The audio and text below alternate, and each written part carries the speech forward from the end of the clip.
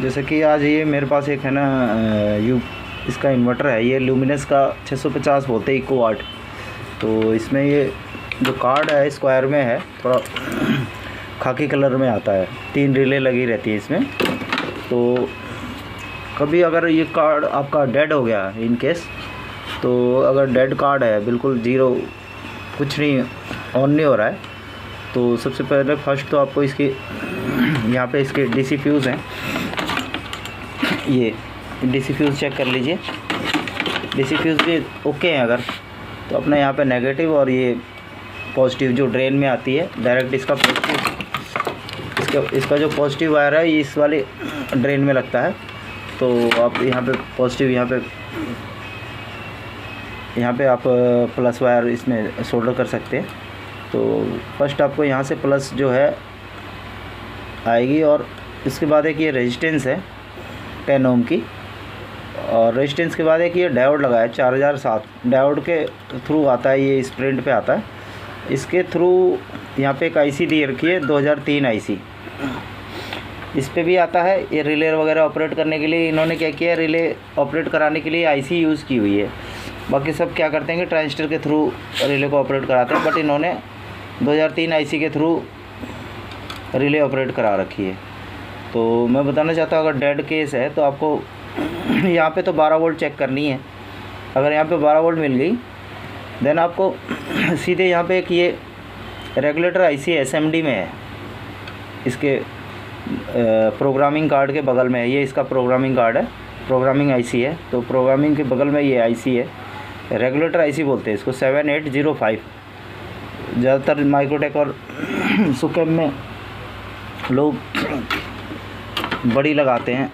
ये मैं दिखाना चाहता हूँ, ये जैसे मेरे पास ये माइक्रोटेक का कार्ड है, तो इसमें ये हीट सिंक पे है 7805, तो ये बड़ी लगा रखी है, और इसमें हीट सिंक भी लगा रखा है। इसीलिए लगा रखा है कि कभी गर्म हो तो ख़राब ना हो, उसकी जो गर्मी है वो दूर करने के लिए हीट सिंक लगा रखा है।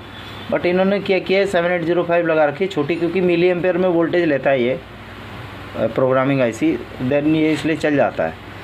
तो इसके पिन नंबर 1 पे आपको 12 वोल्ट मिलेगी, 2 ग्राउंड है, और तीसरा जो है वो 5 वोल्ट दे रहा है इस आईसी के लिए। अगर ये 5 वोल्ट आ रहा है तो ये आईसी आपकी ऑन होनी ही चाहिए, ठीक है। अगर ये नहीं आ रहा 5 वोल्ट, तो ये 12 वोल्ट की सप्लाई यहाँ पे आपको चेक करनी है। अगर ये 12 वोल्ट आ रहा है, 5 वोल्ट नहीं आ रहा है इस आईसी के आउटपुट में, तो आप ये वाली रेगुलेटर आईसी निकाल के, इसके 3 तार आप निकाल के, इसको बड़े बारीक से आप एक ग्राउंड ले लीजिए, चाहे ग्राउंड यहाँ से ले लीजिए, चाहे इससे, यह बीच में ग्राउंड है, इसका 1 इन होता है, दूसरा ग्राउंड है, तीसरा जो आउट है 5 वोल्ट दे रहा है इस आईसी के लिए। तो आप इसमें 7805 बड़ी वाली भी लगा सकते हैं, बाहर से 3 तार लेके लगा दीजिए, ये भी चल जाएगी। सिंपल सा फंडा है, आपको 5 वोल्ट ही देनी है, तो आप 5 वोल्ट किसी भी माध्यम से दे सकते हैं। आप 7805 रेगुलेटर लगा के ये दे देंगे, तो ये आपको आईसी ऑन हो जाएगी। अगर डेड कंडीशन के लिए मैं बता रहा हूँ।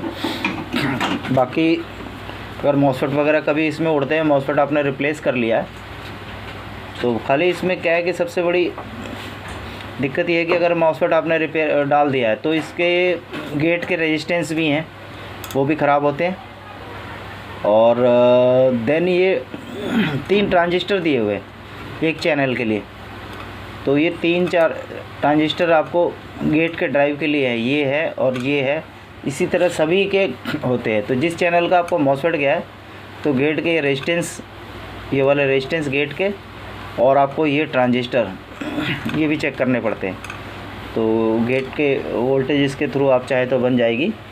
और ये आपके इन्होंने 3 रिले यूज़ की है, एक असल में इसमें एक चार्जिंग रिले होगी, एक 2 AVR के लिए, क्योंकि साइन वेव का जो भी इन्वर्टर होता है ये रिले के थ्रू आउटपुट नहीं देता है इन्वर्टर मोड पे, क्योंकि ट्रांसफार्मर डायरेक्ट 220 वोल्ट निकालता है।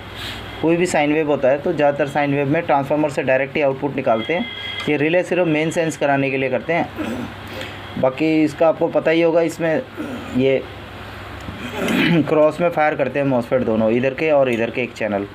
तो एक चैनल तो आपका वो हो गया इन्वर्टर सेक्शन के लिए, और एक चैनल क्या है कि जैसे आपको मेंस हम डालते हैं तो मेंस के मोड में वो डायोड बन जाता है, और चार्जिंग का काम करता है, क्योंकि इसमें देखिए कहीं SCR यूज़ नहीं किया है। तो जहाँ भी साइन वेव होता है तो ये मॉसफेट के थ्रू ही चार्जिंग कराते हैं। तो एक चैनल का काम होता है चार्जिंग करने का, एक चैनल का काम होता है इन्वर्टर के आउटपुट में। तो आप जब भी मेन डालेंगे तो आप देखेंगे कि मेन डालते ही इनकी ड्राइव बंद हो जाती है। जब ड्राइव बंद हो गई तो वो आपको डायोड बन गया, और डायोड बन गया तो सिंपल सी चीज़ है, वो चार्जिंग का काम। ये डायोड मॉसफेट, क्योंकि मॉसफेट इसीलिए बोलते हैं metal oxide semiconductor field effect transistor बोलते हैं इसको। तो ये मॉसफेट दोनों तरफ स्विचिंग का काम करते हैं, डायोड का भी काम करते हैं और स्विच का भी काम करते हैं। तो कभी भी मॉसफेट उड़ते क्यों हैं? कई लोग मेरे से बोल रहे थे कि सर ये बताइए मॉसफेट उड़ते क्यों? मॉसफेट उड़ने का देखिए बेसिक एक रीज़न क्या है, कंपनी ने इतने सारे, कोई भी कंपनी काम करती है तो बड़े अच्छे उससे ढंग से करती है। इन्होंने इतना 15 वोल्ट का जिनर सब कुछ लगा दिया, प्रोटेक्शन इतने डाल दिया, देन फिर भी मॉसफेट उड़ जाता है। तो मॉसफेट उड़ने का सबसे बड़ा रीज़न क्या होता है कि जो ज़्यादातर केस होते हैं मॉसफेट जिसमें उड़े हुए होते हैं, वो आपका जो स्विचिंग टाइम होता है इसका, जब मेन और इन्वर्टर सेक्शन जब ये ट्रांसफ़र होता है, तो जो ट्रांसफ़र के टाइम में ही अगर उसमें गैप ज़्यादा हो गई तो ये मॉसफेट सेंस नहीं कर पाते उस केस में, क्योंकि इसके अंदर भी एक डायोड ही लगा है। तो उस केस में ये मॉसफेट उड़ जाते हैं, फट जाते हैं।